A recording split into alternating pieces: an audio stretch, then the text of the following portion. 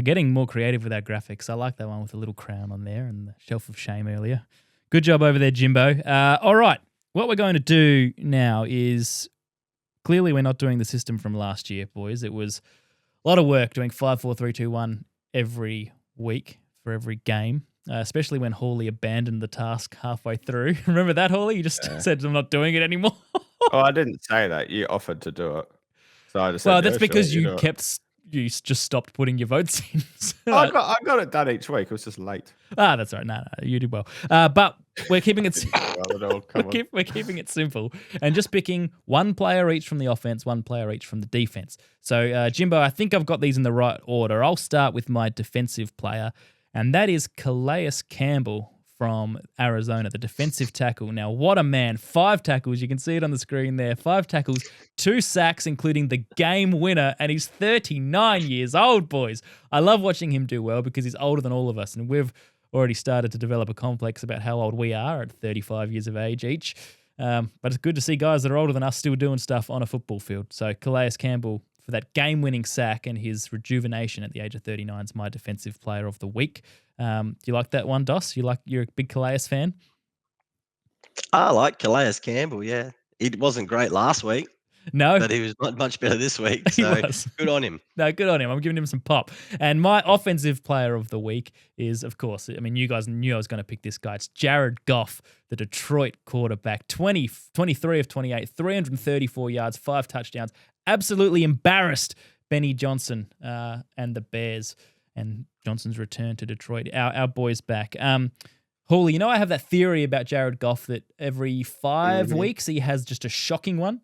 Do you think that was just last week? Do you think he just got it done early and the next one's in week 6? I drafted Goff in a couple of fantasy leagues and I was quite disappointed. And then I realized, it's just his monthly or 5-weekly week off. And he just had it at the start of the year. So that's fine. He's back to normal now. Also didn't get sacked, didn't have a fumble. It's as close to a perfect game. It wasn't a perfect passer rating. He got a 156 and a perfect is 158.3. So maybe he needed one more completion to get a perfect. All right.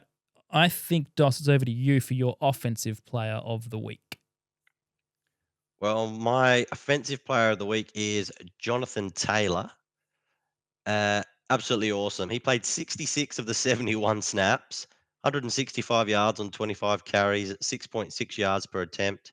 He was important in the passing game as well. He had a 43-yard reception in there, touchdown, and in pass protection against that Denver front seven, he dropped back to block 6 times, and Daniel Jones was able to make 5 of 6 of those attempts. So not only did he get it done carrying the ball, he was also vital in the pass blocking game too. So I've gone with Jonathan Taylor for mine. And your defensive player, it's a man that you are, I would say, deeply in love with from a football perspective. Oh, he's so good. Fred Warner.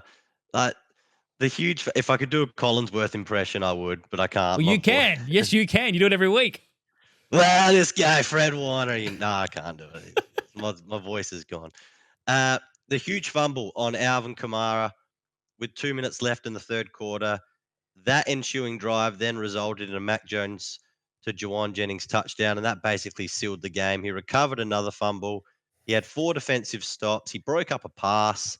And that's before you start going into any of the PFF grades, for run and in coverage as well, run defense and coverage. So he was sensational, made stops all over the place. And, we said for the 49ers to win games this season and to play well, Nick Bosa and Fred Warner have to be at their best, and they have been to start the season.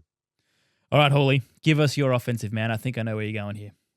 My offensive man is Malik Neighbors, fellas. 9 receptions, 167 yards, 2 Ds, which is a wonderful stat line in itself. But the thing for me were the catches he took in the end zone. Like you said, Kurt, one of them, I think he was getting his head ripped off. He's catching him over his head. He's diving around. Not many guys can make those catches, and he made them in, under the highest amount of pressure. So I thought he was awesome on the weekend, and could possibly be saving Russell Wilson's career at the moment. Do you like the picture of you that I've put there to make it look like your buddies? Because it makes it look like we're mates. I wish it would be nice if he was looking at me. But... I'll flip it next time. Well, I'm not sure if the next guy's looking at you, your defensive player of the week. Yeah, Roquan Smith. He was a beast. He's looking away as well, but he's laughing at least. Look at him. He's laughing. They think I'm hilarious. He had 15 tackles, which was more than or doubled anyone else on his team and almost anyone else in the opposition. 3 tackles for loss. He obviously had that fumble recovery TD. He was probably the sole reason the Browns didn't quite get up as I had predicted. Yeah, so close. It's the sole reason. Yeah, 24-point difference. Dos, I do want to raise one question with you. Did you consider a couple of other guys? I know JT had a huge game, didn't score though. But on the offensive side, Jamar Chase had 14 receptions, 165 yards and a TD. And Amon-Ra St. Brown, 115 yards and 3 touchdowns. Did you think about those guys? Jonathan Taylor had a touchdown. What are you talking about? Did he? He had 190-odd yards total from scrimmage. Receiving touchdown. My stand corrected. You are infallible, man. Dos. Infallible. I'll never question you again. All right, we've got the Week 3 preview coming up. That was the weekly MVP. We'll be back in about, 4.5 seconds.